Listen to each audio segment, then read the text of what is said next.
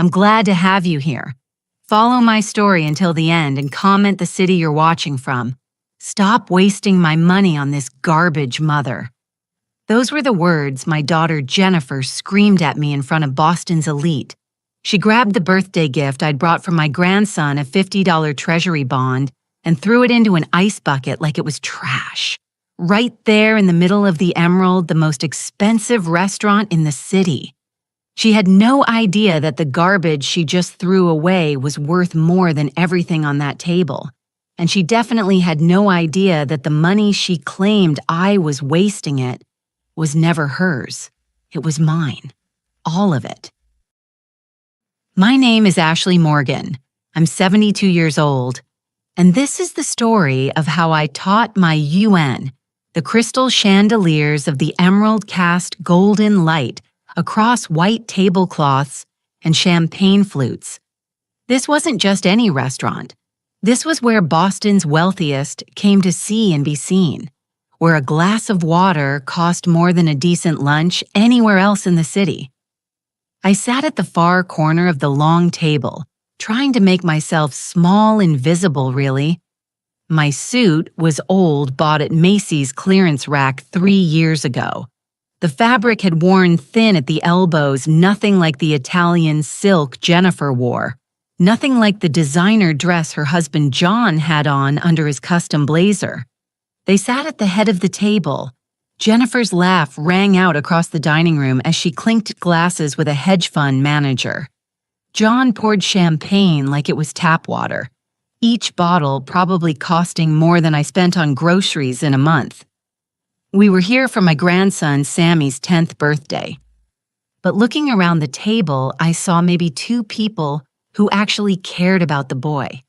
The rest were Jennifer's business associates, John's investor friends, people who measured their worth by the size of their bank accounts. Grandma Ashley. I felt a small hand tug on my sleeve. Sam's big brown eyes looked up at me bright with anticipation. "Did you bring it?" he whispered. I smiled the kind of smile that came from somewhere deep inside past all the hurt and humiliation of the last 5 years. I reached into the inner pocket of my jacket, my hand trembling slightly. Not from age, I was 72, but still steady, but from a mix of hope and dread. I pulled out a small beige envelope. It wasn't much to look at. The paper was simple, the seal unassuming. Inside was a $50 treasury bond. I'd bought it the day Sammy was born 10 years ago. It was a tradition my mother had started with me when my late husband Thomas and I had continued. It wasn't about the money. It was about patience. About watching something grow slowly over time like a tree or a child. About teaching the value of delayed gratification in a world that demanded everything. Now. "Happy birthday, sweetheart," I said softly, holding out the envelope. Sammy reached for it, a genuine smile spreading across his face. "Is it the bond like you told me about?" "It is. This one's been growing for 10 whole years just for you." But before his fingers could touch the paper, a hand shot out and snatched it away. Jennifer. She held the envelope up between 2 perfectly manicured fingers, like it was a dirty tissue. Her diamond bracelet, the one I didn't even know she owned, caught the light as she ripped open the seal. She pulled out the bond, read it, and then she laughed. Not a small laugh, not a polite chuckle. A loud, cruel bark of laughter that made everyone at the table stop their conversations and turn to look. $50. Jennifer announced, her voice carrying across the restaurant. "Mother, are you serious? $50. The color rose in my cheeks. I kept my voice low, trying to salvage what little dignity I had left.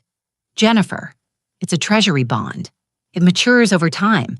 It teaches him about saving, about what being cheap." She crumpled the bond in her fist. The sound of the paper crushing made me flinch. "Look around you, Mother. We're at the Emerald. Do you know what this dinner costs $10,000? That's value. You giving my son this scrap of paper, that's not a gift. That's an insult. I glanced at Sammy. His face had gone red. He was staring down at his untouched birthday cake, blinking rapidly. It's the thought that counts, I said quietly. It's tradition. Your grandmother gave me my first bond when you were, living in the 1950s. Jennifer's eyes glittered with something cold and hard. This isn't 1950, Mother. This is the real world. The modern world where $50 won't even cover the parking fee. She threw the crumpled bond into the silver ice bucket where the champagne was chilling. It landed with a soft splash, sinking between bottles that cost more than my monthly rent. Stop wasting my money on this garbage, she hissed. The words hit me like a slap. My money. As if every dollar in her account, every asset in her name had come from her own sweat and blood. John's mother, sitting 2 seats down, leaned over to the woman beside her. She didn't bother lowering her voice. You have to forgive Ashley. She's getting senile. We let her live with us out of charity, but she just doesn't understand how things work anymore. She's such a drain. A few people chuckled. That polite, uncomfortable sound people make when they witness cruelty, but don't want to get involved. They looked at me with pity. The poor old woman living off her successful daughter's generosity, a burden, a relic. I looked at Jennifer. Really looked at her. This was the little girl I'd rocked to sleep when she had nightmares. The teenager I'd taught to drive the young woman I'd handed my company to 5 years ago, trusting her with everything I'd built. And now she was looking at me like I was nothing, like I was trash. I slowly pushed my chair back. The legs scraped against the marble floor, harsh and loud in the sudden quiet. Where are you going? Jennifer asked, annoyance sharp in her voice. We haven't cut the cake yet. Don't make a scene, Mother. I'm going home, I said quietly. I'm tired. Suit yourself. She waved her hand dismissively, already turning back to her hedge fund friend. Just don't expect the driver to take you. He's busy. You can take the bus. It's cheaper. More your style. I walked out of that dining room with my back straight and my head high. I could feel their eyes on me, could hear the whispers starting up again as soon as I passed. I walked past the Matt who looked at my worn shoes with barely concealed disdain. Past the valet who didn't even glance my way. I walked out into the cool Boston night, the October air biting through my thin jacket. But I didn't go to the bus stop. I walked to the parking lot to the far corner where my old Honda sat, hidden among the Mercedes and Teslas, hidden so it wouldn't lower the property value Jennifer had once said. She'd been joking, sort of. I just unlocked the door when I heard footsteps behind me. For one foolish, hopeful second, I thought maybe it was Jennifer. Maybe she'd realized she'd gone too far. Maybe the daughter I'd raised was still in there somewhere beneath the designer clothes and the cruelty. But it was just a busboy taking out the trash. You okay, ma'am? He asked. Young kid, maybe 20 kind eyes. I'm fine, sweetheart. Thank you for asking. He nodded and headed back inside. I got in my car, my hands shaking so badly I could barely get the key in the ignition. I didn't cry. Not yet. I just sat there in the dark parking lot, the sound of laughter and clinking glasses drifting out from the restaurant. The sound of my daughter's world, a world where I no longer had a place. My phone buzzed a text from Dr. Patricia Woods, my physician, and one of my oldest friends. How did it go? I stared at the message for a long moment. Then I typed back, "It's time. Call Sullivan. Tell him to execute the doomsday clause." I started the engine and pulled out of the lot. In my rear-view mirror, the emerald glowed like a jewel. But I knew something Jennifer didn't. That jewel was about to shatter. The drive to the Brooklyn estate took 20 minutes. 20 minutes of Boston traffic street lights and the distant sound of sirens. 20 minutes to think about what I was about to do. My chest felt tight. I gripped the steering wheel, focusing on the road, on breathing, on not letting the panic take over. This wasn't just anger. This was grief. I was about to lose my daughter.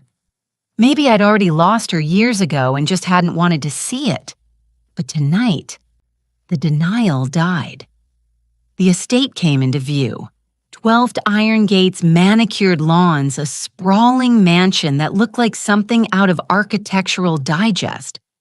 Jennifer and John lived in the main house, 10 bedrooms, heated floors, a kitchen bigger than most apartments. I lived in the converted servants' quarters in the basement near the boiler room, where the pipes clanged and hissed all night. "It'll be easier for you," Mom Jennifer had said 5 years ago when I'd signed over the CEO position. No stairs to climb everything on one level. But I knew the truth. They wanted me close enough to babysit Sammy when it was convenient, far enough away that they didn't have to see me. I parked in the garage and made my way to my room. The basement door stuck, it always did, and I had to shoulder it open. The smell hit me first. Damp concrete mildew, the metallic tang of old pipes. My room was small, 10 by 12, maybe a single bed with a thin mattress, a dresser with a broken drawer, a small desk where I kept my laptop and a few books, one window high up on the wall barred with iron. The furniture was all cast-offs from when Jennifer and John had redecorated the main house. Nothing matched. The chair wobbled, the lamp flickered. I sat on the edge of the bed and closed my eyes. 5 years I'd lived like this. 5 years of being invisible, of being tolerated, of watching my daughter turn into someone I didn't recognize. But tonight that ended. I reached down and took off my left shoe. I pulled out the insole, revealing a small black micro SD card taped to the heel. This was my insurance, the lever I'd prayed I'd never have to pull.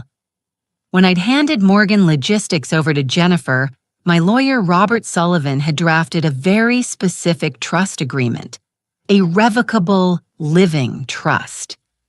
Jennifer thought she owned the company, shares, the house, the cars, the accounts. But she didn't. She was the beneficiary. I was the grantor. And I'd retained the power to revoke everything at any time for any reason. We called it the Doomsday Clause. I walked to the desk and pulled out my laptop, the one Jennifer thought was broken. It wasn't. It was a satellite-linked secure terminal that bypassed the house network entirely. I inserted the SD card. The screen glowed blue. I typed in a sequence of numbers passwords I'd memorized years ago. Then I reached into the hollowed-out book on my shelf, a copy of Pride and Prejudice, and pulled out a burner phone. I dialed a number I hadn't called in 5 years. It rang once. Yes. Robert Sullivan's growly voice answered. He was awake. I knew he would be. Sullivan never slept much. It's Ashley. A pause. Then is it time? It's time, Robert. Jennifer crossed the line tonight. She humiliated me. She hurt Sammy. And she told me to stop wasting her money. I heard the click of a lighter on the other end, the exhale of cigar smoke. Sullivan's thinking sound. What are your instructions? Ashley? I stared at the framed photo on my desk. Thomas and me on our wedding day 50 years ago. He died 10 years back, but I still talk to him sometimes, usually late at night when the loneliness got too heavy. I'm sorry, Tom, I thought. I tried. I really tried. Execute the Doomsday Clause, I said, my voice steady. I want it all gone, Sullivan. Freezing the assets isn't enough. I want total recall. Understood. And the liquidity. Move it. Empty the operating accounts. Empty the personal checking and savings. Transfer the $12 million in liquid cash to the offshore holding in the Cayman Islands. Leave her with nothing but the change in her pockets. And the house. The house belongs to the trust eviction notice immediately. Very well. Sullivan's voice softened slightly. Ashley, are you sure once we do this? I'm sure. I cut him off. She made her choice. Robert, now I'm making mine. What about you? Where will you be? I'm leaving, taking the bond and disappearing for a while. Just make sure the accounts are dry by morning. Consider it done, old friend. I hung up, closed the laptop, sat in the dark for a long moment. I didn't pack clothes, didn't pack photos. I left everything that reminded me of the last 5 years. Instead, I walked back to the kitchen area, just a hot plate and a mini fridge, and pulled out the small cooler where I kept my medications. I'd been rationing my blood pressure pills for 3 months now, choosing between prescriptions and groceries. That would end soon. I grabbed my purse, my phone, and my keys. And then I remembered the bond.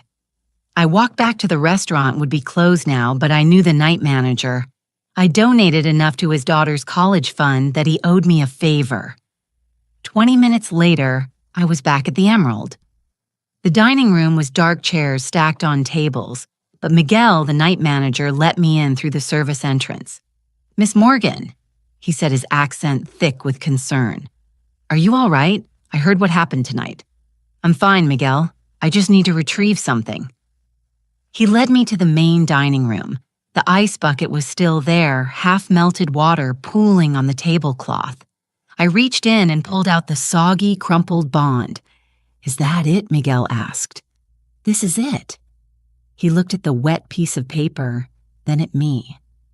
That's worth something to you. More than you know, sweetheart. More than you know. I tipped him a $100 bill, one of the last I had in cash.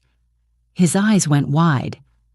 Miss Morgan, I can't take it, Miguel, and remember the value of something isn't always written on paper. I drove back to the estate one last time, not to my basement room, but to the garage where I kept something Jennifer didn't know about. My Gulfstream G650.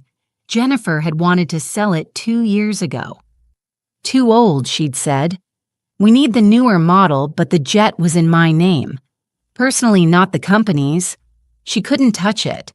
I'd kept it maintained, kept it fueled, kept the pilot on retainer just in case.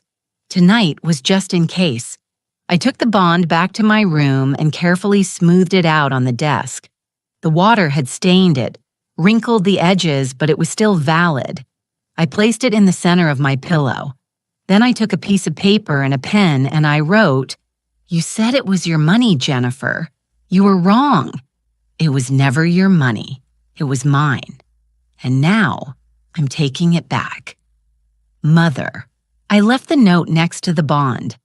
I walked out of the basement door and into the night, past the garage with its collection of luxury cars, past the pool where Jennifer threw her lavish parties, past the gardens I'd once tended myself before my knees got bad. I walked through the gate and didn't look back. By morning, when the sun rose over Boston, my daughter would wake up a poor woman and I would be a ghost. The morning sun hit the windows of the master bedroom at exactly 7 a.m. Jennifer loved her routines. Wake up stretch and Egyptian cotton sheets ring the bell for coffee. Usually I was the one who brought it. I ground the beans, frothed the milk just the way she liked. Added exactly half a teaspoon of vanilla syrup. But this morning, the bell rang into silence. I wasn't there to hear it. I was 40,000 FT above Pennsylvania watching Boston disappear behind me through the jet window. But I could imagine it. I'd lived it for 5 years. I knew exactly what was happening. Jennifer woke to her alarm, the same alarm that had been chirping at her for 20 years. She reached over and slapped it off, then stretched her arms above her head. The sheets were cool and smooth against her skin. The bedroom was perfectly climate-controlled 70 Sontu-D, not a degree more or less. She sat up and pressed the button on her nightstand, the little buzzer that connected to my room in the basement. She waited. No footsteps on the stairs. No gentle knock on the door. No smell of fresh coffee wafting up from the kitchen. She pressed it again, longer this time. Still nothing. "John," she said, shaking her husband's shoulder. "John, wake up." He groaned and rolled over. "What mother isn't answering?" "Go check on her. You go check on her. I have a board meeting at 9:00. I need a shower." She was already swinging her legs out of bed, reaching for her silk robe. "Just go down there and tell her I need my latte now." John grumbled but got up. He shuffled out of the room in his pajama pants, heading down the hallway toward the basement stairs. Jennifer went into the bathroom and turned on the shower. She had it calibrated perfectly, 103 degrees, with just the right pressure. She stepped under the spray, closed her eyes, and reached for her imported lavender shampoo. The water hit her shoulders, hot perfect, and then it died. Not gradually, not a slow fade, just gone. She stood there, soap in her hair, cold air raising goosebumps on her skin. "What the hell?" she muttered. She tried the faucet. A few sputtering drops, then nothing. "John," she screamed. She wrapped a towel around herself and stormed out into the hallway, water dripping onto the hardwood floors. The floor she'd had refinished last month for $30,000. "John, the water's out."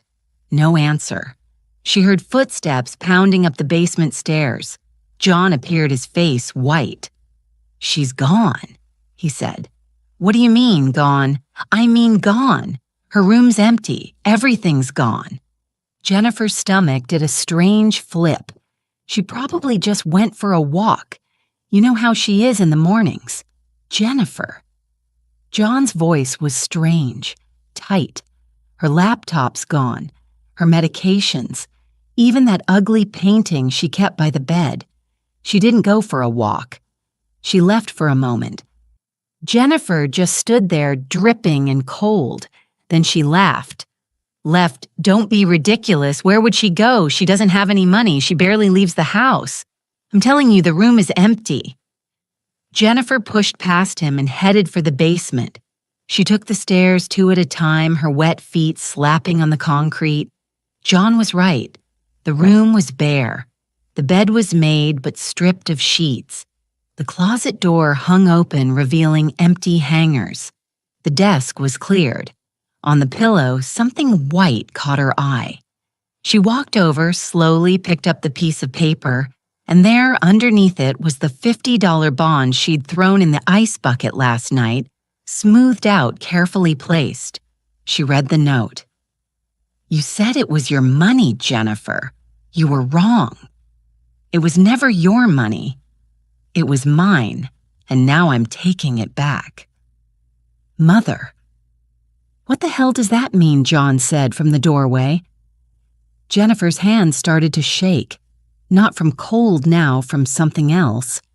Something that felt like ice spreading through her chest. It means she stopped, tried again. It doesn't mean anything. She's just being dramatic, trying to guilt-trip me for last night. But even as she said it, she didn't believe it. Her phone buzzed in the pocket of her robe. She pulled it out. A notification from her banking apps app. She frowned and swiped it open, expecting to see the usual morning summary. Account balances, recent transactions, investment portfolio performance. The screen loaded and Jennifer's world tilted sideways. Checking account surround savings accounted. Investment portfolio access denied. Contact administrator. She refreshed. Refreshed again. The numbers didn't change. "No," she whispered. "No, no, no, no." She opened her credit card app with shaking fingers. Black American Express canceled by account holder. Platinum Visa reported stolen. Account frozen. Joint bank account. Account closed by primary holder. John San. Her voice came out high and thin. John, something's wrong with my accounts. What everything's at zero? The cards are canceled.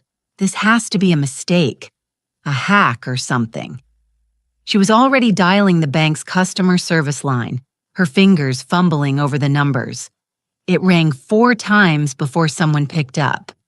Good morning, this is First Boston National. My name is Kevin. How can I? This is Jennifer Morgan Hayes. There's been a mistake with my accounts. Everything's showing 0 and I need you to fix it immediately. I'd be happy to help you with that, Ms. Morgan Hayes. Can I verify some information first, date of birth? She rattled it off along with her social security number and mother's maiden name. Well, Ashley's maiden name. Harrison. Thank you. I'm pulling up your accounts now. Can you tell me which account you're calling about all of them? Checking savings, investments, credit cards, everything showing wrong. A pause. Keyboard clicking. I see. Morgan Hayes. According to our records, these accounts were closed this morning at 8:01 a.m. by the primary account holder. That's me. I'm the primary holder. Actually, ma'am, the primary account holder is listed as Ashley Morgan. You were an authorized user on these accounts. The floor seemed to drop out from under Jennifer's feet. That's impossible. I'm the CEO of Morgan Logistics. These are company accounts. The company accounts have also been frozen, ma'am. By order of the board of directors. I'm showing a notice here that says, let me read this correctly.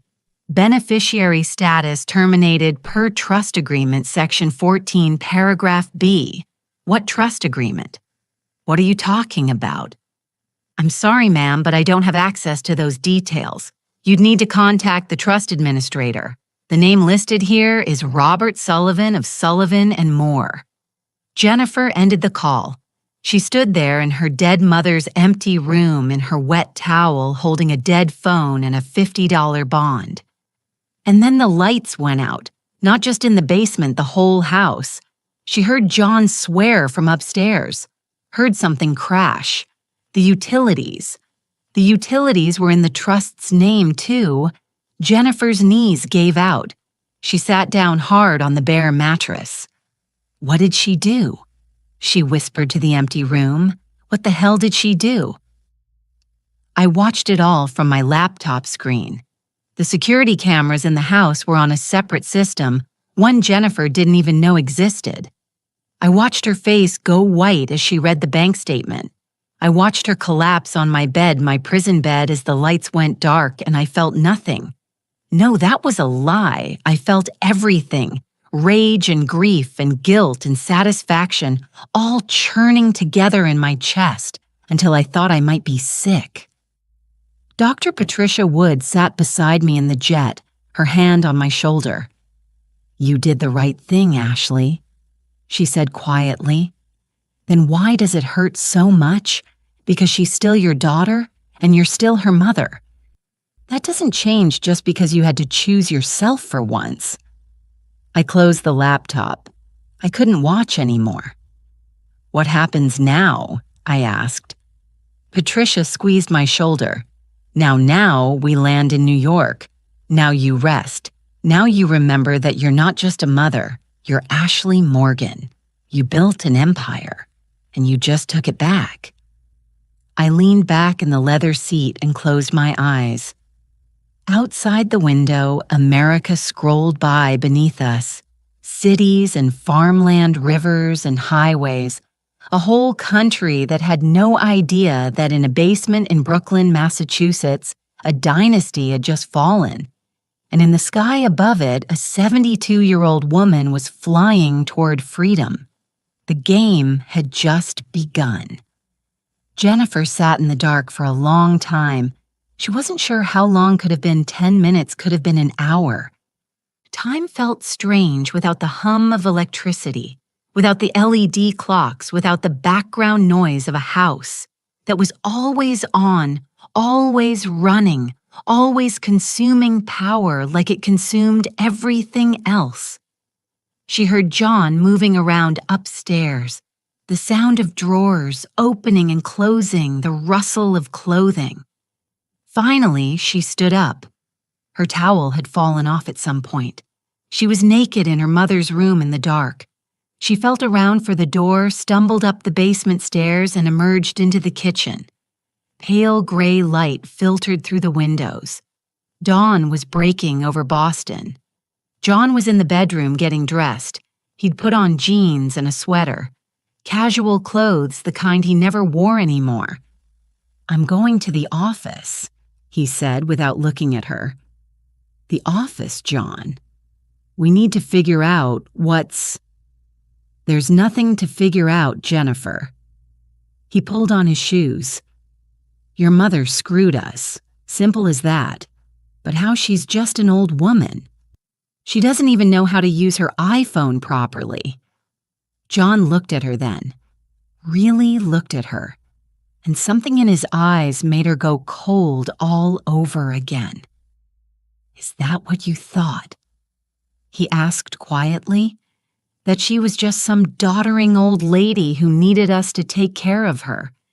Well, she lived in the basement. She needed us. She chose to live in the basement because we put her there." He shook his head. "Jesus, Jennifer. She built Morgan Logistics from one truck. One truck. She turned it into a multi-million-dollar company, and you thought she was stupid.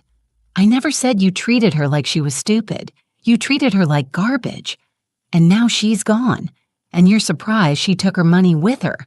Her money? It's our money. I've been running that company for 5 years." "No."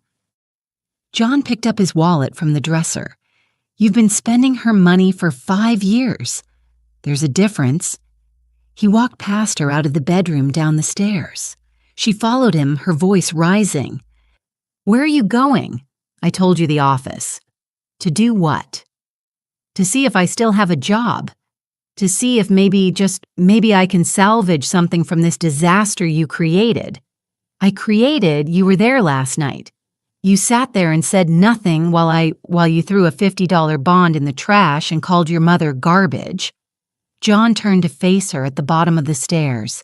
"Yeah, I was there and I said nothing. That's on me." He grabbed his keys from the hook by the door. "John, please, we need to stay together. We need to figure this out together." Together. He laughed, but there was no humor in it. "Like we were together when you were screaming at your mother in front of half of Boston.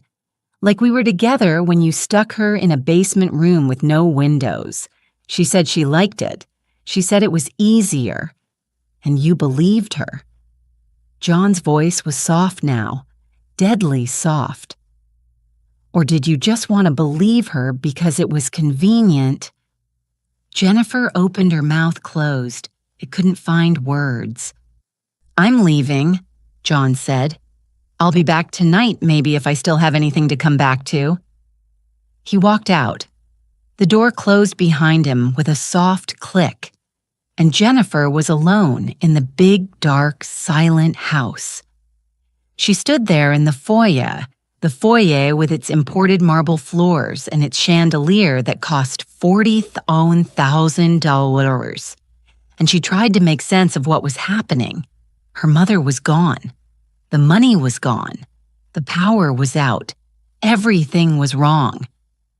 She walked to the study and pulled open the drawer where they kept important documents. Tax returns, insurance policies, the deed to the house. Except the deed wasn't there. She pulled out file after file, scattering papers across the desk. Birth certificates, marriage license, Sam's school records.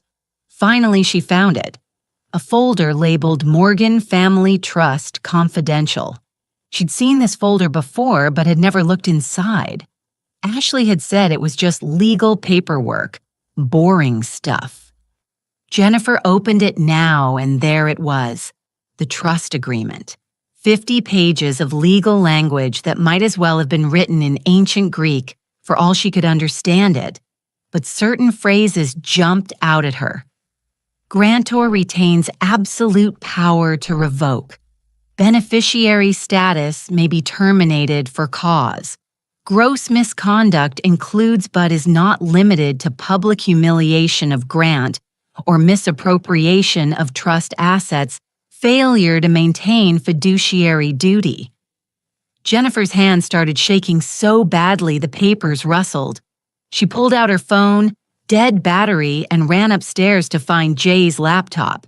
She plugged it in, waited for it to boot up, and searched for revocable trust beneficiary rights. The first article that came up, "What happens when you're removed as a trust beneficiary?" She read and felt the bottom drop out of her world. She wasn't the owner of Morgan Logistics. She'd never been the owner. She was the beneficiary of a trust that her mother controlled, and beneficiaries could be removed at any time for any reason the grantor deemed sufficient. "Oh, God," she whispered to the empty room. "Oh, God. Oh, God. Oh, God." She thought about last night, about the things she'd said, the way she'd acted. Public humiliation, calling her mother's gift garbage in front of witnesses. That was cause. That was definitely cause. Jennifer stood up, paced the room, sat back down, stood up again. She needed help. She needed a lawyer. She needed her phone. Where was her phone? She found it on the bathroom counter, plugged it in, waited for it to charge enough to turn on. Finally, the screen lit up. 53 missed calls.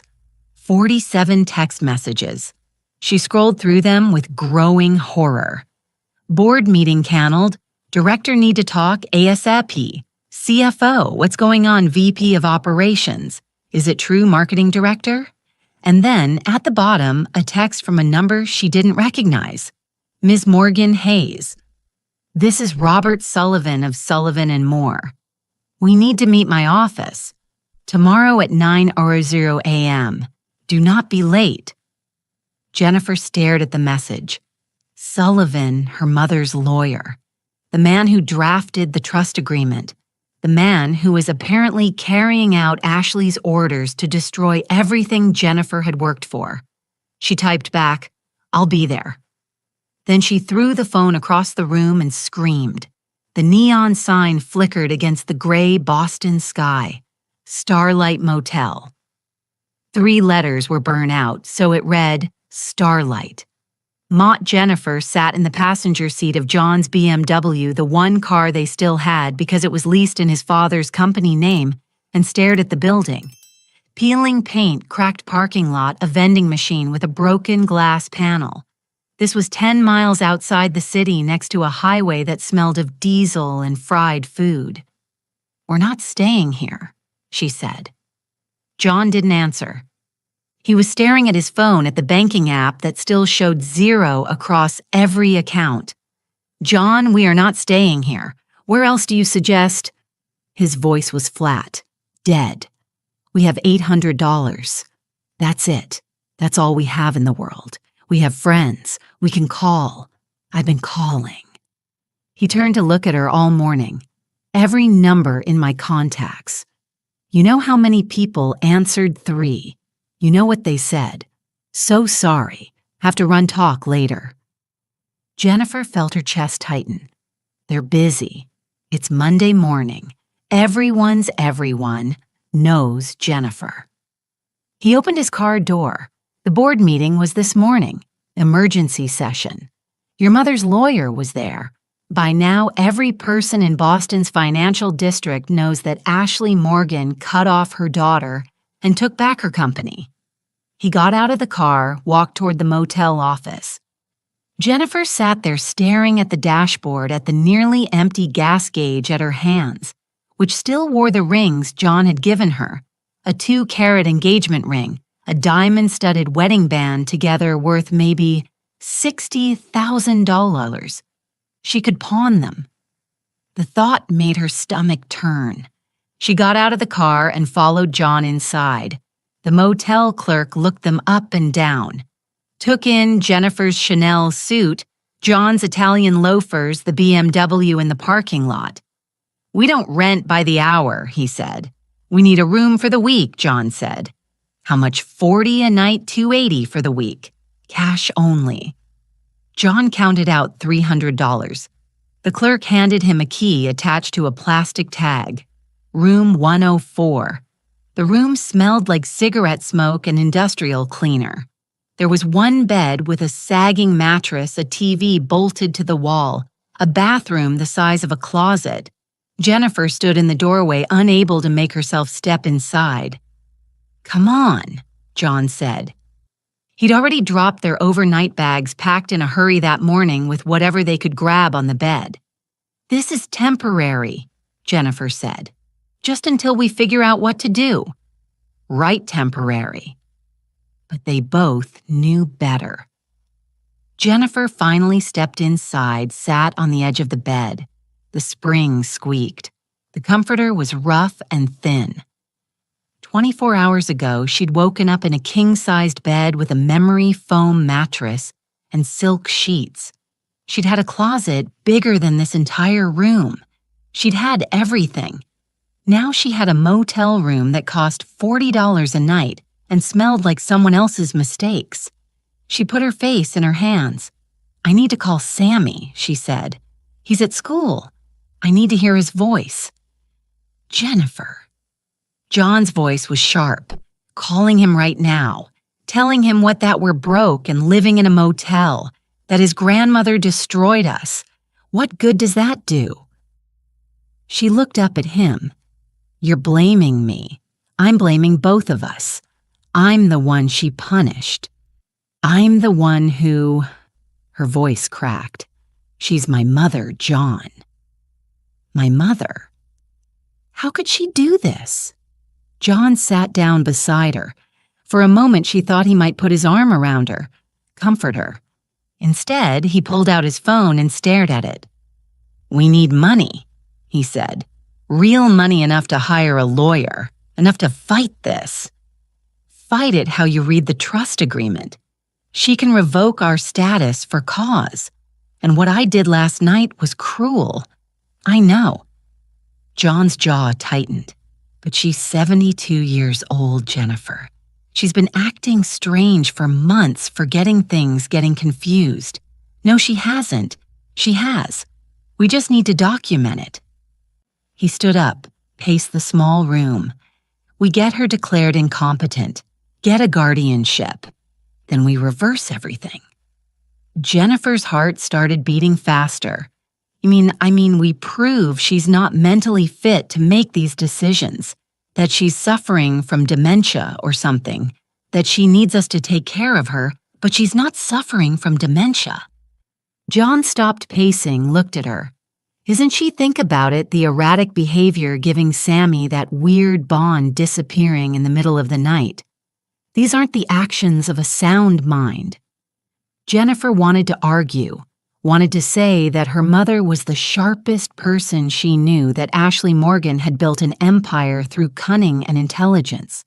But she was so tired, so scared, and the idea that this could all be fixed, that they could undo the disaster, was too tempting. How she asked quietly. "I know a doctor," John said. "Guy I used to work with. He's flexible about diagnosis. You mean he'll lie? He'll help us for a price. What price? We don't have any money. We will once we get control back." John knelt down in front of her, took her hands. "Jennifer, listen to me. We can fix this. We can get everything back. But we need to act fast before your mother does any more damage." She wanted to believe him. God, she wanted to believe him. "Okay," she whispered. "Okay, call him." I sat in the penthouse suite of the St. Regis Hotel in Manhattan, watching the security feed from the motel parking lot. Sullivan had put a tracking device on John's car the night before. It wasn't illegal. The car was leased through a company I had partial ownership in. Everything was above board, legal but not kind.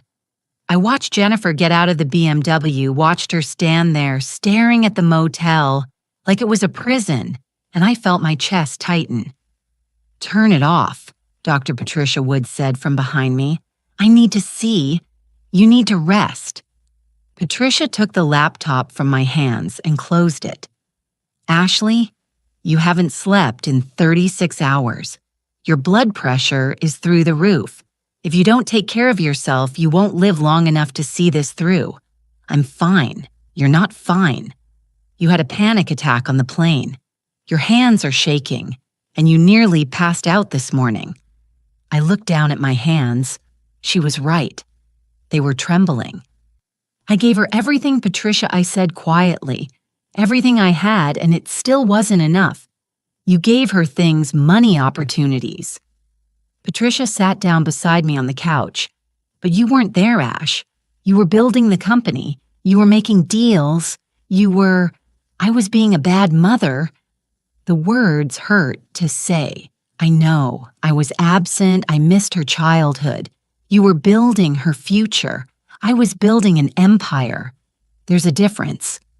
I leaned back, closed my eyes. She's right to hate me, Patricia. I just wish she'd hated me to my face instead of taking my money and treating me like trash. Patricia was quiet for a long moment. Then do you want to stop? I opened my eyes. What all of this? Do you want to stop? Call Sullivan. Tell him to restore the accounts. Bring Jennifer back into the fold. Did I? I thought about the basement room. The 5 years of being invisible. The look on Jennifer's face when she threw that bond in the ice bucket. No, I said I don't want to stop, but I want to feel worse about it than I do. You feel terrible. I can see it. Not terrible enough. My phone buzzed. A text from Sullivan. Jennifer just contacted Dr. Vincent Russo, disgraced psychiatrist known for fraudulent diagnosis. She's planning something. I showed the message to Patricia. She's going to try to have you declared incompetent. Patricia said, I know Ashley. If she succeeds, she won't because I'm going to give her exactly what she wants. I stood up, walked to the window. Manhattan stretched out below me, all steel and glass and ambition. I'm going to let her find me, let her think she's caught me. And then I'm going to show her what happens when you hunt a tiger. What are you planning? I smiled. It wasn't a nice smile. Justice, Patricia, I'm planning justice. Jennifer sat across from Dr. Vincent Russo in his office, a converted storefront between a nail salon and a check cashing place. The man was maybe 60 with thinning hair in a cheap suit that smelled like cigarettes. His medical license was framed on the wall, but she could see where it had been laminated and reaminated, probably revoked and reinstated more than once. So Russo said, leaning back in his chair, You want me to evaluate your mother? I want you to tell the truth, Jennifer said carefully, that she's not mentally competent, that she's suffering from dementia. And is she? Jennifer hesitated. She's 72. She's been acting erratically, forgetting things. Uh-huh. Russo pulled out a notepad. What kind of things? She gave my son a $50 bond for his birthday instead of a real gift. Russo looked at her over his glasses. That's not dementia, Ms. Morgan Hayes. That's being cheap. It's not normal behavior. She used to give appropriate gifts. When was the last time she gave an appropriate gift? Jennifer thought about it. Couldn't remember. It's been a while. How long's a while? I don't know. A few years. So for a few years, your mother has been giving modest gifts. And you think this indicates dementia. It's not just the gifts. She lived in our basement. She kept to herself. She barely spoke at family dinners. Did you ask her to live in the basement? We offered her a room there because it had no stairs. It was easier for her. I see. Russo made a note. And the modest gifts, the isolation these started when about 5 years ago when she retired. So she retired, moved into your basement at your suggestion and became withdrawn. And now she's cut you out of her will and you want me to say she's incompetent. Jennifer's face flushed. It's not like that. Then what's it like? She's my mother. I'm worried about her. She disappeared in the middle of the night. She drained all our bank accounts. She's clearly not thinking straight. Russo leaned forward. Miss Morgan Hayes, let me be straight with you. What you're describing isn't dementia, it's revenge. The word hung in the air between them. I can help you, Russo continued, but it won't be cheap and it won't be pretty. We'd have to get her in front of me for an evaluation. We'd have to document erratic behavior. And even then, any competent lawyer could tear my testimony apart. How much? $50,000 cash up front? Jennifer laughed. It came out harsh and bitter. I don't have $50,000. I don't have $50. Then you don't have a case. Russo stood up. Come back when you have money. Wait. Jennifer stood too. What if I could guarantee payment after we get the trust back? Guarantees don't pay my bills. Please. The word tasted like acid. I'm desperate. My mother has destroyed everything. I have a son. I have her voice broke. I have nothing. Russo studied her for a long moment. Then he sighed. There's another option, he said slowly. More aggressive, more risk, but it could work faster. What option? We don't wait for a court-ordered evaluation. We create an emergency situation. Prove your mother is a danger to herself or others. Get her on a psychiatric hold. How we find her. We document her acting irrationally, and we encourage that irrationality. Then we call it in, get her committed for 72 hours. During that time, we get her to sign over power of attorney. Jennifer felt sick. You mean drug her, I mean sedate her for her own safety. Russo's eyes were cold. Look, lady, I don't know what you want from me. You want me to wave a magic wand and fix your problems. I'm telling you what works. What you do with that information is up to you. Jennifer stood there, her heart pounding. This was wrong. So wrong. But she thought about the motel room, about Sammy, about losing everything because her mother was vindictive and cruel. I'll think about it, she said. 3 days later, Jennifer got the call. Unknown number. She almost didn't answer, but something made her pick up. Hello? A woman's voice hushed and urgent. Is this Jennifer Morgan Hayes? Yes. Who is this? I can't give my name, but I work at Boston General Hospital. I saw the news reports about your mother. Jennifer's heart stopped. Is she okay? Is she hurt? She's here in the geriatric ward. She checked in under a fake name, but I recognized her from the photos. She seems confused. She keeps asking what year it is. She thinks it's 1985. Oh my God. Jennifer grabbed her purse, her keys. What room I'm coming right now? Wait, I could lose my job for calling you. I just thought a daughter should know. She's in the East Wing, 3rd floor, room 312. But you didn't hear it from me. The line went dead. Jennifer stood there, phone in hand, mind racing. This was it.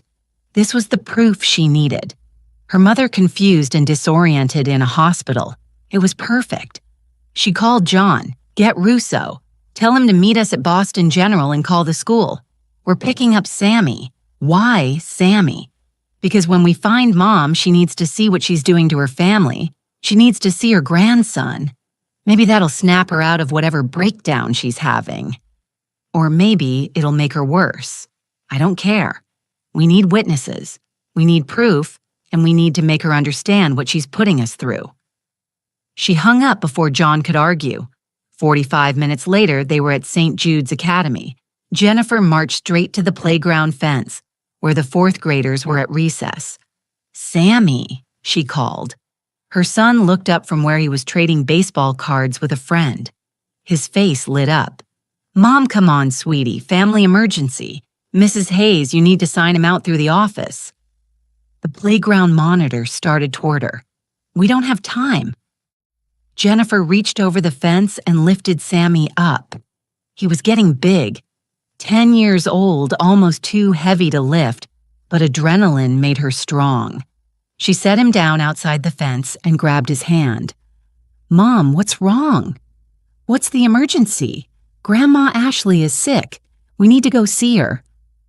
They got to the car where John was waiting. Russo in the back seat with his medical bag. Sammy climbed in, looked at the stranger. Who's he? That's Dr. Russo. He's going to help Grandma. Is she okay? Jennifer met John's eyes in the rear-view mirror, saw her own desperation reflected there. She will be, Jennifer said. She will be once we get her the help she needs.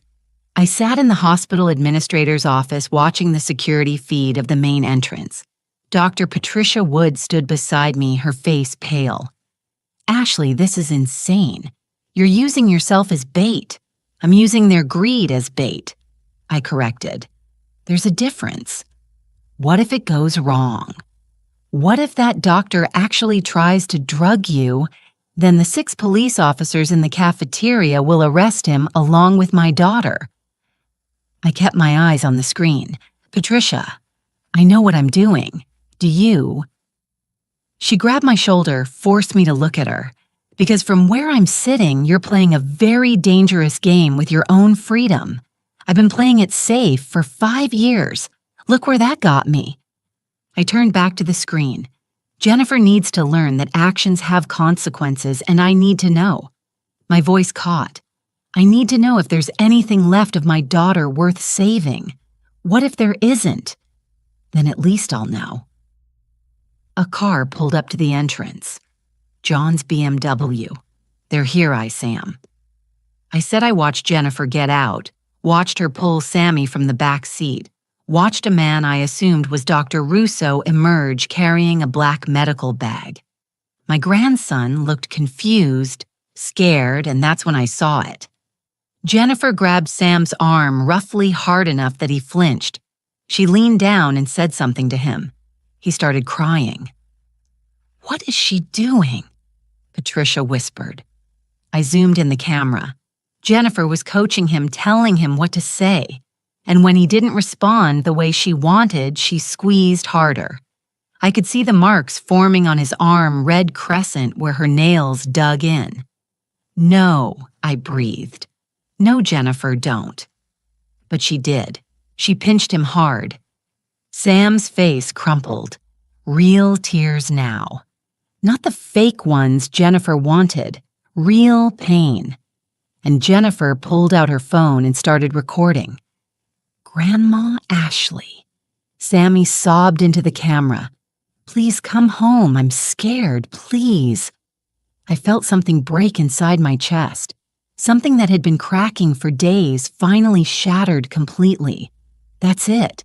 I said my voice was ice. Patricia, call the police.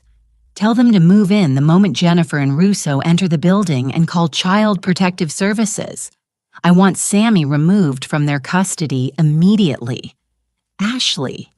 She heard him. She heard him to manipulate me. I stood up, my whole body shaking. She crossed a line she doesn't even know exists.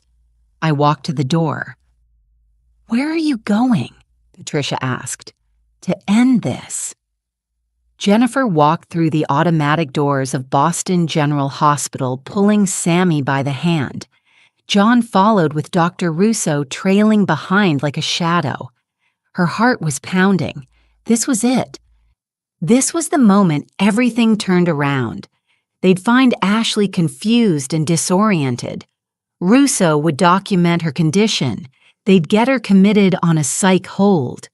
And in 72 hours, Jennifer would have power of attorney. Everything would go back to normal. She approached the reception desk. I'm looking for my mother, Ashley Morgan. She was admitted to the geriatric ward. The receptionist looked at her computer, frowned. I don't see anyone by that name. She might have checked in under a different name. She's confused. That's why we're here. Ma'am, I can't give you patient information if I got a call from one of your staff. She said my mother was in room 312 East Wing. The receptionist's frown deepened. Room 312 is in the solarium, not the geriatric ward, and it's not a patient room. Just tell me where it is. 3rd floor, take the elevator to the right. But ma'am, I really should. Jennifer was already moving. She dragged Sammy toward the elevators, John and Russo hurrying to keep up. "Mom, you're hurting my hand." Sammy whimpered. "Shh, not now." They crowded into the elevator. Jennifer pressed the button for the third floor. The door slid closed. And in that small metal box, Jennifer felt the first flutter of doubt. This was too easy. The anonymous call, the exact room number, the unlocked doors. "John," she said slowly, "what if?" But the elevator dinged. Third floor, the doors opened. They stepped out into a bright plant-filled corridor. Signs pointed toward the Carium. Jennifer followed them, her doubt growing with each step. The solarium doors were glass. She could see inside, see the wheelchair by the window, a blanket-wrapped figure sitting motionless. "That's her," she whispered. She pushed through the doors. The room was beautiful, full of plants and sunshine. Large windows overlooking the Boston skyline, and in the center, facing away from them, the wheelchair. "Mother!" Jennifer called out. Her voice echoed in the empty space. No response. She walked closer. "Mother, it's Jennifer. We've come to take you home." Still nothing. Russo stepped forward, pulling a syringe from his bag. "Miss Morgan, I'm Dr. Russo. I'm here to help. Just stay calm." He approached the wheelchair from behind. Jennifer pulled Sammy forward. "Look, Mom. Sammy's here. Your grandson." Sammy was crying softly. "I want to go home. In a minute, baby. First, we need to help Grandma." Russo reached for the figure in the wheelchair, grabbed the shoulder, started to turn it around, and the doors behind them burst open. Police dropped the weapon. Everything happened at once. Jennifer spun around, saw 8 officers in tactical gear flooding into the room, saw their weapons drawn. Russo dropped the syringe. It hit the floor and shattered clear liquid spreading across the tile, and the wheelchair spun around. But it wasn't Ashley. It was a police detective, a woman in her 40s wearing a tactical vest over her hospital gown. What Jennifer couldn't form words. "What is this Jennifer Morgan Hayes?" The detective stood up from the wheelchair. "You're under arrest for attempted assault conspiracy to commit fraud and child endangerment." "Child endangerment, I'm his mother." One of the officers stepped forward with a tablet, turned it around to show Jennifer. The security footage from the parking lot. Jennifer pinching Sam's arm, recording his forced tears. "No," Jennifer whispered. "No, that's not. That's out of context. Hands behind your back, ma'am." Cold metal clicked around her wrists. Handcuffs. John was already cuffed, being read his rights. Russo was on his knees, hands on his head. And Sammy, a woman in civilian clothes, a CPS badge around her neck, was lifting him up, carrying him away from the chaos. "Mama," he screamed. "Mama, Sammy, baby, it's okay. You have the right to remain silent." The words washed over Jennifer like static. She couldn't think, couldn't breathe. This was wrong. This was all wrong. And then she heard it. Footsteps. Slow, measured, confident. She turned her head. And there, walking out of the administrator's office in a perfectly tailored Chanel suit and heels, was Ashley Morgan. Not confused, not disoriented, not in a hospital gown. Powerful, in control, terrifying. "Hello, Jennifer," Ashley said. Jennifer's legs went weak. If the officer hadn't been holding her, she would have fallen. "Mom!" Her voice came out small, broken. You set me up. I gave you a choice." Ashley stopped 3 FT away. "Last night at dinner, you could have apologized. This morning, you could have walked away, but you chose this. You chose to hunt me. You chose to hurt my grandson." She looked at Sammy being carried out by the CPS worker. The boy was still crying. "He's scared," Jennifer said. "Please, you're scaring him." "I'm scaring him." Ashley's voice was quiet, deadly. You pinched him hard enough to bruise. You made him cry real tears so you could manipulate me, and I'm scaring him. Ashley stepped closer, close enough that Jennifer could see the pain in her eyes, the rage, the grief. I raised you better than this, Ashley whispered. I gave you everything. My name, my company, my love. And you threw it away for what money? You're the one who took the money. I took my money that you were spending like it was water. Ashley's voice rose. I worked 70-hour weeks to build that company. I sacrificed everything. And you called my gift to Sammy garbage. Jennifer was crying now. Real tears like Sam's had been. I'm sorry. Okay, I was cruel. I was wrong. Please just don't do this. Don't take Sammy. Don't you took him from me first. Ashley turned away. 5 years, Jennifer. 5 years. I barely saw him because you kept him away from me. Told him I was busy. Told him I didn't have time. That's not, don't lie to me. Ashley spun back, and for the first time, Jennifer saw tears on her mother's face. I have the texts, the emails. You told his school I wasn't allowed to pick him up. You canceled my visits. You erased me from his life, and now you're surprised I'm taking him back. The officer started pulling Jennifer toward the door. Mom, please. Jennifer struggled against the cuffs. Please, I'm your daughter. Ashley looked at her, and in that moment, Jennifer saw something that made her blood run cold. Nothing. No love, no hate, just nothing. You stopped being my daughter, Ashley said quietly. The moment you decided I was worth less than your bank account. Jennifer was dragged out of the carium through the hallways past staring nurses and shocked patients. The last thing she saw was Ashley standing alone in that sunny room, standing tall and strong and absolutely alone. And Jennifer realized too late what she'd done. She hadn't just lost her mother's money. She'd lost her mother. I sat in the administrator's office long after they'd taken Jennifer away. Patricia brought me tea. I didn't drink it. You're shaking, she said. I looked down at my hands. She was right. I need to see Sammy. The CPS worker has him in a private room. They're assessing him, making sure he's not injured. He's not injured. He's traumatized. There's a difference. I stood up. My legs felt unsteady. Take me to him. Patricia put a hand on my arm. Ashley, you just had your daughter arrested. Your blood pressure. Take me to my grandson now. She sighed, but she led me down the hallway to a small family consultation room. Sammy was sitting on a couch, clutching a teddy bear someone had given him. The CPS worker, a kind-looking woman named Linda Hayes, sat beside him. Miss Morgan, Linda said, standing. I'm so sorry about all of this. We have to follow protocol, but yum. I understand. May I speak to him alone? She hesitated. 5 minutes. I'll be right outside. The door closed. I sat down on the couch, a careful distance from Sammy. He looked so small, so scared. Hi, sweetheart, I said softly. He didn't look at me.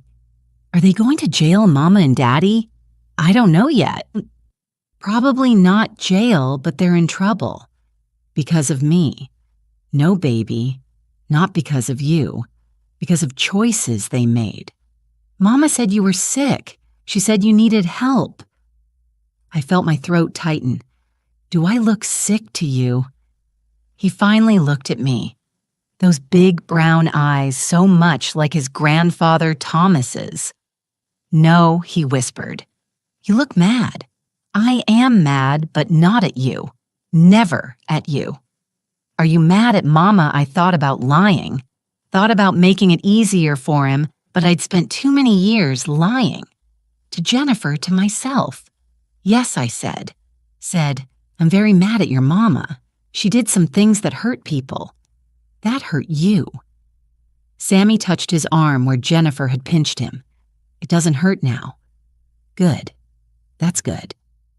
We sat in silence for a moment. Then Sammy said very quietly, "Where am I going to live?" And there it was, the question I'd been dreading. "Would you like to live with me?" I asked. "Just for a little while until your parents get things sorted out." "In the basement?" The words hit me like a punch. "No, sweetheart, not in the basement. I have a different house now with a big yard and a swing set and your own room with whatever decorations you want. Even dinosaurs, especially dinosaurs." He thought about it then. "Okay, but can we visit Mama?" "Of course we can, even though she's in trouble, because that's what families do. We don't give up on each other even when things are hard." Sammy leaned against me. I put my arm around him, felt his small body shake with silent sobs. "I'm sorry about your birthday present," I whispered. "The bond." "Mama threw it away." "I know, but you got it back. I saw it in your room." I did get it back because some things are worth keeping even when other people think they're garbage. Like me. My heart broke all over again, especially like you. I held my grandson and let him cry, let myself cry too. Outside the window, Boston continued on, people rushing to work, traffic humming. The world turning like nothing had changed. But everything had changed. I'd won the battle, taken back my power, destroyed my daughter's world, and all it cost me was my family. Was it worth it? Ask me again in 10 years, when Sammy's 20, when he's grown into the kind of man who values character over cash, then maybe I'll have an answer. The fluorescent lights buzzed overhead. Jennifer sat on a metal bench in the holding cell, still wearing her Chanel suit. It was wrinkled, now stained with coffee from when the arresting officer had stopped at Dunkin' Donuts. 24 hours ago, she'd been drinking champagne at the Emerald. Now she was in county jail waiting for her bail hearing. Her cellmate was a woman named Rita. Hard-faced prison tattoos, eyes that had seen too much. "What are you in for, princess?" Rita asked, not looking up from the magazine she was reading. "My mother framed me," Jennifer said. Rita laughed hard and bitter. "Sure, honey, sure she did." Jennifer didn't respond. What was the point the guard called her name? Morgan Hayes. "You made bail." She stood up, legs shaky. Someone had posted bail, thank God, it had to be John. He'd found money somewhere, maybe borrowed from his parents. Maybe she walked out into the processing area, and there was John. But he wasn't smiling, wasn't relieved. He looked guilty. "Jen," he said, "we need to talk." "Did you post bail?" "Your mother's lawyer did, Sullivan. He said it was in the interest of justice that you be present for the emergency hearing." Jennifer's stomach dropped. "She paid my bail. It's a trap. It has to be. She wants you there so she can—" John stopped, looked away. "I can't do this anymore. Can't do what this us fighting your mother, losing everything." He ran his hand through his hair, the hair she'd always loved because it was thick and dark and made him look like a movie star. "My lawyer says if I cooperate, I might avoid prison time." The words took a moment to sink in. Cooperate. Jennifer's voice came out small. Cooperate how I was there. Jen at the restaurant. At the hospital, I have recordings, photos. I can testify about the plan to drug your mother. You were part of that plan. I know and I'm sorry, but I have to save myself. I have to. His voice cracked. My parents cut me off when I married you. Remember, I have nothing. No family money, no trust fund. If I go to prison, I lose everything. You already lost everything we both did. No. John shook his head. You lost everything. I still have a chance. Jennifer felt something cold spreading through her chest like ice water in her veins. "You're going to testify against me. I have to. I'm your wife. You were my wife when you had money." The words came out harsh, mean. "I didn't marry you for love, Jennifer. I married you because you were Ashley Morgan's daughter, because you came with a company in a mansion in a future. You said you loved me. I loved your lifestyle. There's a difference." He started backing toward the door. "My lawyer's waiting. I'm sorry. I really am. But you understand, right? I have to survive. John, please. Goodbye, Jennifer." He walked out, and Jennifer stood there in the county jail, processing area in her stained Chanel suit, watching her husband abandon her. She started laughing. It wasn't a happy laugh. It was the laugh of someone whose mind was cracking under the weight of too much loss. The guard looked at her with concern. "Ma'am, you okay?"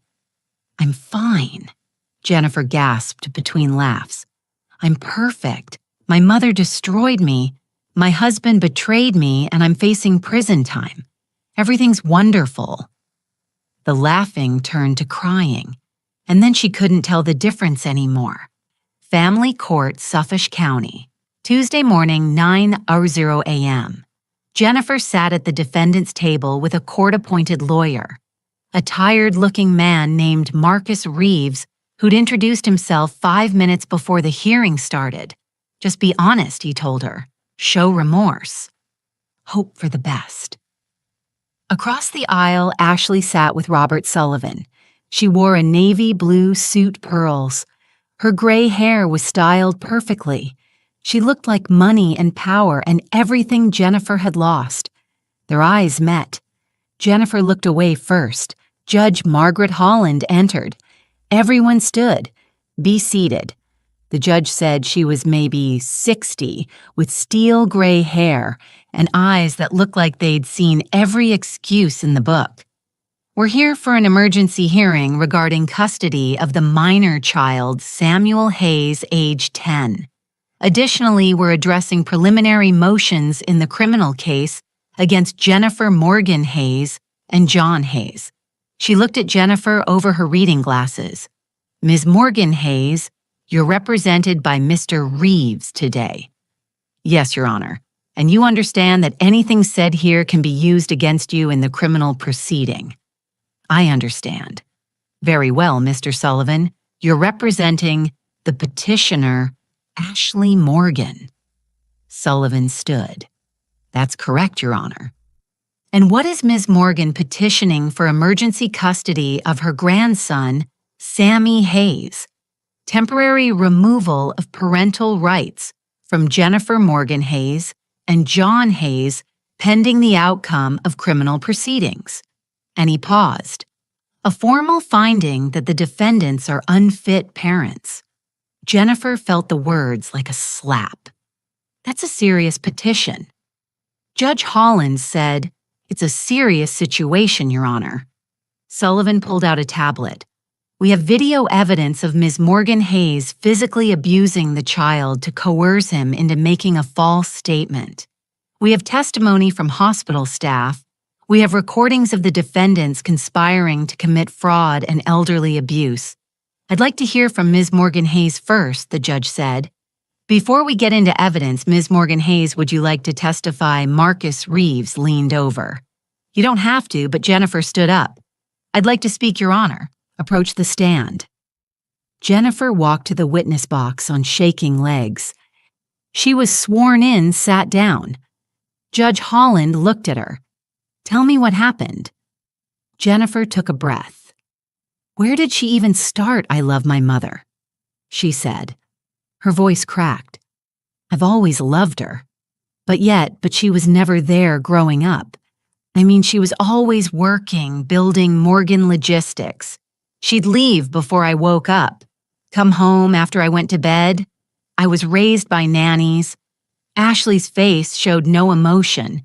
She just sat there, hands folded. "Go on," the judge said. "I tried so hard to make her proud. I got straight A's. I went to Harvard Business School like she did. I learned the company inside and out. And 5 years ago, she gave me the CEO position. That sounds like she was proud of you. I thought so too. I thought finally she saw me. She valued me. Jennifer wiped her eyes. But then she moved into the basement. She made herself invisible. And I let her. I was so busy running the company, being successful, proving I could do it, that you forgot to be her daughter. The words hung in the air. Yes, Jennifer whispered. I forgot to be her daughter. I treated her like she was in the way, like she was a burden. In the incident at the restaurant, Jennifer closed her eyes. I was cruel. I humiliated her in front of everyone. She brought my son a $50 bond, a thoughtful gift, something meaningful, and I threw it in the trash and called it garbage. Why? Because I was embarrassed. Because my business associates were there.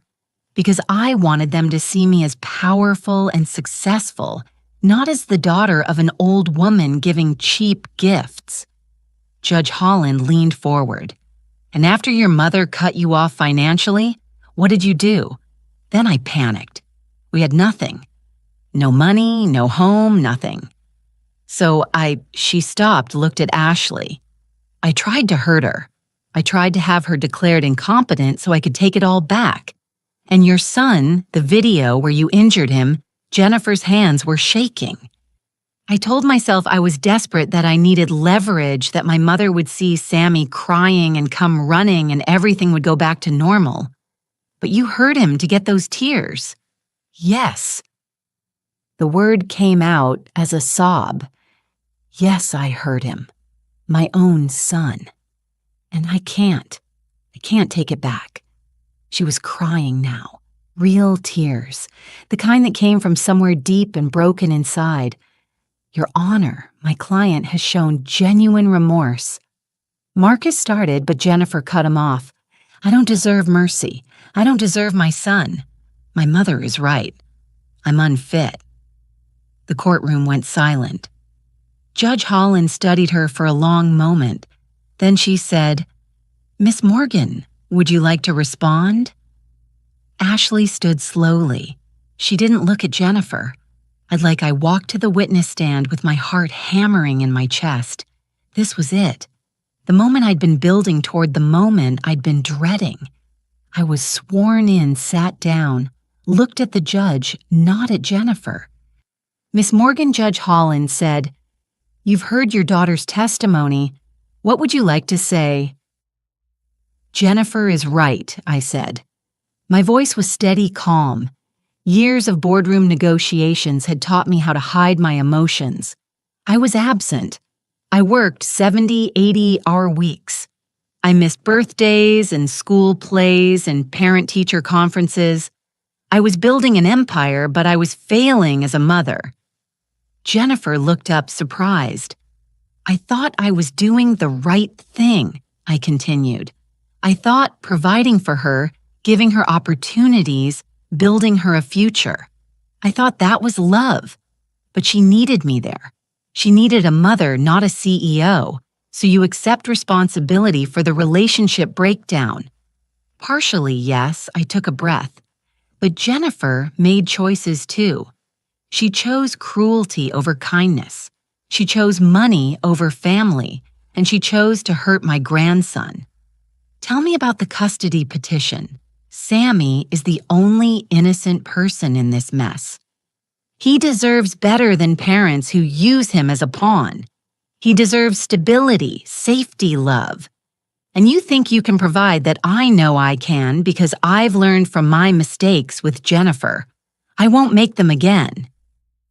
Judge Holland nodded. Mr. Sullivan mentioned additional evidence, something about the trust structure. This was it. Sullivan stood up. Your Honor, the trust agreement specifies that beneficiaries must be direct biological descendants of Ashley Morgan. We'd like to submit evidence regarding Miss Jennifer Morgan Hayes' biological status.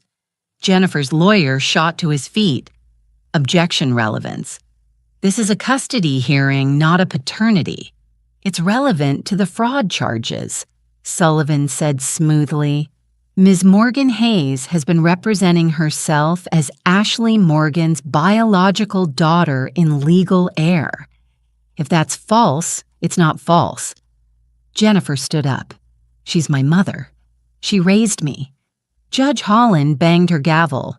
Ms. Morgan Hayes, sit down. Mr. Sullivan. What evidence do you have? Sullivan handed her a manila envelope. This is a DNA test conducted 45 years ago. It's been sealed since 1980. Miss Morgan is prepared to explain its contents. The judge opened the envelope, read the document inside. Her eyebrows went up. Ms. Morgan, is this accurate? I felt my throat tighten. Yes, Your Honor. You'd like to present this to the court. I'd like to give it to Jennifer first. The judge handed the document to the bailiff.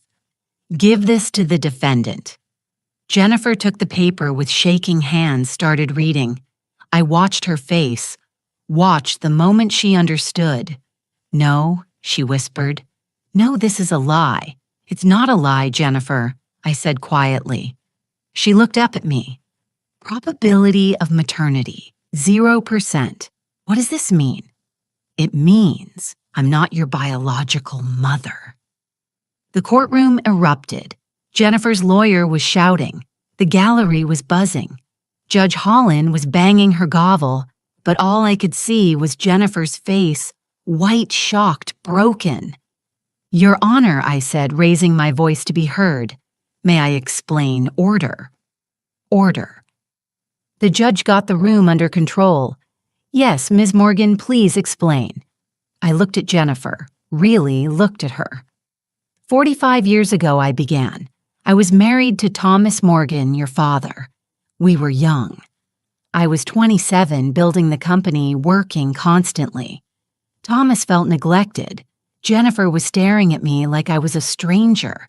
He had an affair with a woman named Caroline Brooks. She was a tennis instructor at our club in the Hamptons. The affair lasted 6 months and then Caroline got pregnant. No, Jennifer said, but her voice had no force behind it. Thomas confessed to me, begged for forgiveness. Caroline didn't want the baby.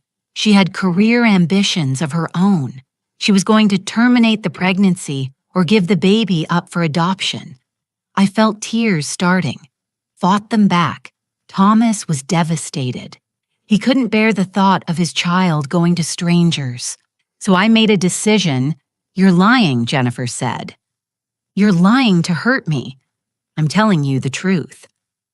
Finally, I pulled out another document. This is Caroline's affidavit. She's willing to testify. She gave birth to you in July 1980. She handed you to me in the hospital, and I took you home and raised you as my own. Jennifer's hands were shaking so hard the papers rustled. No one knew I continued. We faked a pregnancy. I wore padding. I limited public appearances. When you were born, I was listed as the mother on your birth certificate, and from that moment on, you were mine. Why Jennifer's voice broke? Why would you do that? Because Thomas was my husband. Because I loved him despite what he'd done. And because I wanted you. I leaned forward. I held you when you were hours old, Jennifer. I changed your diapers. I stayed up with you when you had nightmares. I taught you to ride a bike. You were my daughter in every way that mattered, except biology. Biology is just DNA. It's not love. It's not sacrifice. It's not 45 years of being your mother. Jennifer stood up. Then why tell me? Why destroy my life and then tell me I'm not even your real daughter? Because you need to understand what you lost. My voice hardened. You didn't just lose money, Jennifer. You lost a mother who chose you, who raised you when she didn't have to, who gave you everything she had. You gave me things. I gave you me. Every dollar I earned went to your education, your future, your security. Every hour I worked was for you. Yes, I was absent. Yes, I made mistakes. But I loved you. I chose to love you. And now you're choosing to destroy me. No, I shook my head. You destroyed yourself when you threw that bond in the trash. When you called me garbage when you hurt Sammy, you made those choices, not me. Sullivan stepped forward. Your Honor, there's a legal implication here. The Morgan Family Trust specifies that beneficiaries must be direct biological descendants. Ms. Morgan Hayes is not a biological descendant. What does that mean? Jennifer asked. It means you have no legal claim to the Morgan estate, Sullivan said. Never did. The money, the house, the company you were borrowing it. And now the loan is due. Jennifer's legs gave out. She collapsed back into her chair. Who am I? She whispered. If I'm not Ashley Morgan's daughter, then who am I? I felt my chest constrict. You're Jennifer Morgan Hayes. You're a woman who made mistakes. You're Sam's mother. I'm nobody. She looked at me with empty eyes. I'm the daughter of some woman named Caroline who didn't want me. I'm a mistake and a fair baby. Nothing. You're not nothing. Yes, I am. She screamed it. My whole life is a lie. My name is a lie. My family is a lie. Everything is a lie. She stood up, grabbed the DNA test, and ripped it in half. I don't accept this. I can't. She was hyperventilating now, having a panic attack. The bailiff moved toward her, but Judge Holland held up a hand. Miss Morgan Hayes, sit down. Breathe. But Jennifer couldn't breathe. She was gasping, her face red, her eyes wild. Medical emergency, the judge said. Bailiff called for assistance. Paramedics came, gave Jennifer oxygen, checked her vitals. I sat in the witness box and watched my daughter, not my daughter, fall apart, and I wondered they had to recess for an hour while Jennifer recovered. I sat in a private room with Patricia and Sullivan. That was brutal, Patricia said quietly. It was the truth. Truth can be brutal. She put her hand on mine. Ashley, are you okay? Was I okay? I just destroyed the identity of a woman I'd raised for 45 years. I'd taken away her money, her home, her husband, her child, and her sense of self. No, I said. I'm not okay. Do you want to stop? We can settle. Restore some of the money work out of custody arrangement. No. I pulled my hand away. She hurt Sammy. That's the line. I won't cross back from that. Sullivan cleared his throat. Ashley, there's something else. John Hayes has formally requested immunity in exchange for his testimony. The DA is inclined to grant it. So he walks free. Yes. And Jennifer faces charges alone. Kidnapping, child endangerment, conspiracy to commit fraud. She's looking at 8 to 10 years. 8 to 10 years. My daughter would be 53 when she got out. I closed my eyes. What have I done? You've protected your grandson, Sullivan said. You've enforced consequences for serious crimes. I've destroyed my family. Patricia squeezed my shoulder. Your family destroyed itself, Ashley. You just stopped pretending everything was fine. The hearing reconvened. Jennifer was back at the defendant's table. Calmer now, medicated probably. Judge Holland looked at both sides. I've reviewed the evidence. I've heard testimony, and I'm prepared to rule. The courtroom went silent. First, regarding custody of Samuel Hayes, I'm granting temporary emergency custody to Ashley Morgan. The parents will be allowed supervised visitation only pending completion of court-ordered psychological evaluations. Jennifer didn't react, just sat there staring at nothing. Second, regarding the criminal charges, Mr. Hayes has been offered immunity in exchange for testimony. Miss Morgan Hayes, do you understand that your husband is cooperating with prosecutors? Yes, Jennifer said. Her voice was flat, dead. And do you wish to enter a plea at this time? Jennifer's lawyer whispered to her. She shook her head. Guilty, she said. I plead guilty to all charges. Her lawyer looked shocked. Ms. Morgan Hayes, I advise against. I'm guilty. I hurt my son. I tried to drug my mother. I'm guilty. Judge Holland studied her. This is a serious decision. Are you certain? I'm certain. I want it to be over. The judge nodded slowly. Very well. Sentencing will be scheduled for 30 days from now. Until then, you're remanded to custody. Bail is revoked. The bailiff stood to take Jennifer away. Jennifer looked at me one last time. Do you hate me? The question caught me off guard. Did I hate her? No. I said, I love you. That's why this hurts so much. If you loved me, you wouldn't have done this. If I didn't love you, I would have done it years ago. They took her away, back to county jail, back to a cell, and I sat there in the courtroom surrounded by lawyers and judges and the machinery of justice.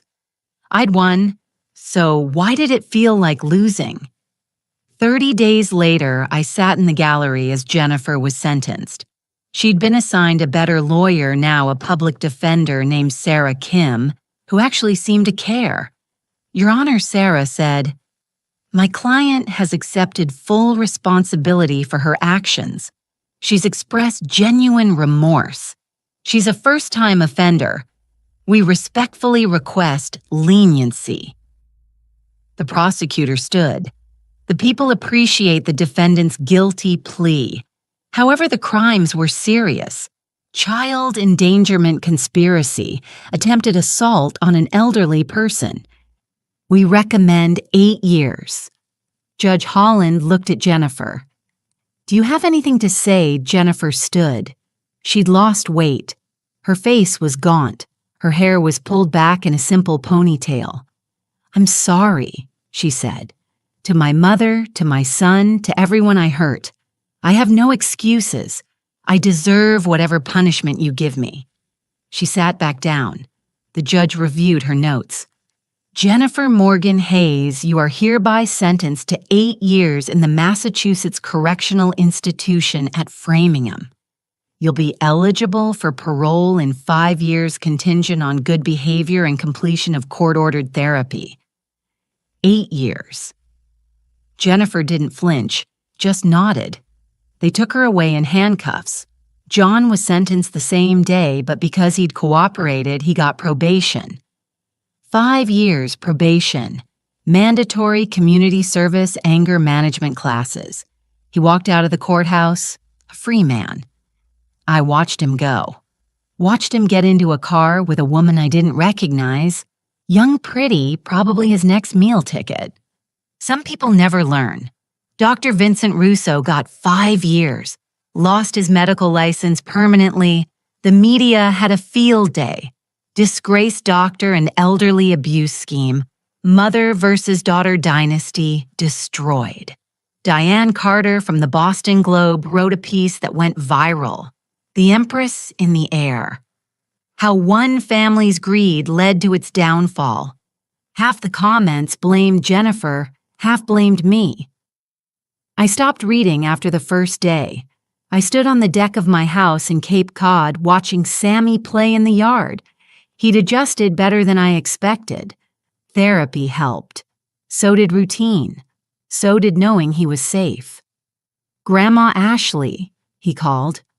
Look, I caught a crab. I walked down to where he was crouched by the tide pool. Sure enough, a small green crab scuttled around in his bucket. That's wonderful, sweetheart. Now let him go back home, okay? His family's probably worried. Sammy carefully tipped the bucket. The crab skewered back into the water. Do you think Mama misses me? He asked. The question always came when I least expected it. I know she does. We're visiting her next week. Remember? Will she be different? Maybe. Prison changes people. Is she learning her lesson? I sat down on the sand beside him. I hope so. But people only change if they want to, Sammy. We can't force them." He was quiet for a moment, building a sandcastle. "Then do you miss her?" "Did I miss Jennifer every day?" I said honestly. "Even though she was mean to you, even though—" "Because I loved her first before she was mean. I loved her when she was little like you, when she had big dreams and a kind heart. What happened to her life got complicated and she made bad choices. I helped him build a tower. But you know what? She's still my daughter, and I still hope she finds her way back to being the person I raised." "The person you chose," Sammy said. I looked at him surprised. "What you chose, to love her, even though she wasn't your real baby. That's what you told the judge." "You heard that the social worker lady told me. She said you're the bravest person she knows." I felt tears prickling my eyes. "I don't feel brave, but you are, because you stopped Mama from hurting people, even though it made you sad. Out of the mouths of babes." "Come on," I said, standing up. "Let's go get lunch. What do you want?" "Grilled cheese." "Grilled cheese it is." We walked back to the house hand in hand. That night, after Sammy was asleep, I sat at my desk and pulled out a letter that had arrived that morning from Jennifer. I'd been staring at it all day, afraid to open it. Finally, I slit the envelope. "Dear Mom, I don't know if I should still call you that. Mom, Mother Ashley. I don't know what I'm supposed to call the woman who raised me but isn't related to me. I'm angry. I won't lie. I'm so angry I can barely breathe sometimes. Angry at you for not telling me. Angry at Dad for the affair. Angry at myself for being so stupid. But mostly, I'm angry that I wasted so many years. Years I could have spent being your daughter. Your real daughter. The one you chose instead of chasing money and status and things that don't matter. My therapist here, yes, I'm in therapy, court-ordered, but actually helpful, says I was trying to earn your love. That I thought if I was successful enough, powerful enough, rich enough, you'd finally see me, finally choose me. But you already had chosen me 45 years ago, and I was too blind to see it. I don't know if you'll forgive me. I don't know if Sammy will. I don't even know if I'll forgive myself. But I'm trying. I'm trying to be better, to understand why I did what I did, to become someone worthy of the second chance you gave me when I was born. I know I'm in here for 8 years. That's a long time. Sammy will be 18 when I get out, almost grown. Will you tell him I love him? Will you make sure he knows that, even though I hurt him, even though I failed him, I love him? And will you tell him about his biological grandmother, Caroline? He should know where he comes from. All of it. Not just the pretty parts. I'm sorry. I'm so sorry for everything. Jennifer P.S. They let me have the $50 bond here. I keep it in my cell. It's worth $782 now. You were right. Patience pays off. I read the letter 3 times. Then I folded it carefully and put it in my desk drawer. Tomorrow I'd write back. I'd tell her about Sammy, about the house, about the life we were building. But tonight I just sat there and cried. For the daughter I'd lost, for the daughter I'd found. For all the years we'd wasted being strangers under the same roof. Patricia had asked me if it was worth it. The answer was still no, but it was necessary. And sometimes necessary things hurt the most. Sam's 11th birthday. We celebrated at the Cape Cod house. Small party, his new friends from school, cake and ice cream and laughter. I watched him blow out the candles and make a wish. Afterward, when the guests had gone home, he sat beside me on the porch swing. "What did you wish for?" I asked. "Can't tell. It won't come true." "Fair enough." We rocked in comfortable silence. The ocean whispered against the shore. "Grandma Sammy said I got a letter from Mama today. Oh, she said she's proud of me, that she loves me, that she's sorry she won't be at my birthday. She is sorry, sweetheart. I know he leaned against me. I wrote her back. I told her about school, about my new friends, about the science fair project we're working on. That's good. She'll like hearing about your life. Do you think she'll come back when she gets out of prison? It was the question I'd been dreading. I don't know, I said honestly. She might want to start fresh somewhere else, build a new life. Would that be okay if she didn't come back? I thought about it. It would be sad, but yes, it would be okay. Because we can't force people to be who we want them to be. We can only love them and hope they find their way. Sammy nodded. Then he reached into his pocket and pulled out a small envelope. This is for you. For my birthday, I opened it. Inside was a $50 treasury bond. Sammy, I bought it with my allowance. Well, most of my allowance. You helped me set up the account. Remember, I did remember. We'd gone to the bank together, opened a savings account, started teaching him about compound interest and delayed gratification. I thought maybe we could start a new tradition. He said, every birthday we buy a bond. And when I'm old like you, hey, now when I'm grown up, I'll have a whole collection and I'll give them to my kids and they'll give them to their kids. And everyone will remember that good things take time. I hugged him, held him close. That's a beautiful tradition, Sammy. Do you think Mama would like it? I think your mama would love it. We sat together as the sun set over the Atlantic. The sky turned pink and gold and purple. The stars started appearing one by one. My phone buzzed. A text from the prison. Visitation request approved for next Saturday. 2 p.m. Jennifer Morgan Hayes, inmate number 48291. I showed Sammy. Want to go see your mom next weekend? He thought about it, then nodded. Yeah, I have a lot to tell her. Me too, sweetheart, me too. I built an empire to give my daughter everything, but I forgot to give her me. I won the war. I got justice. I protected my grandson, but I lost my daughter in the process. Was it worth it? Ask me again when Jennifer gets out, when she's had time to heal, when we've had time to rebuild what we broke. Ask me again when Sammy's grown, when he's a man who values character over cash, when he's someone who knows that the best things in life can't be bought. Then maybe I'll have an answer. For now, I have a grandson who loves me, a house by the ocean, and a $50 bond that reminds me every day patience pays off. Some things are worth the wait even if it takes a lifetime.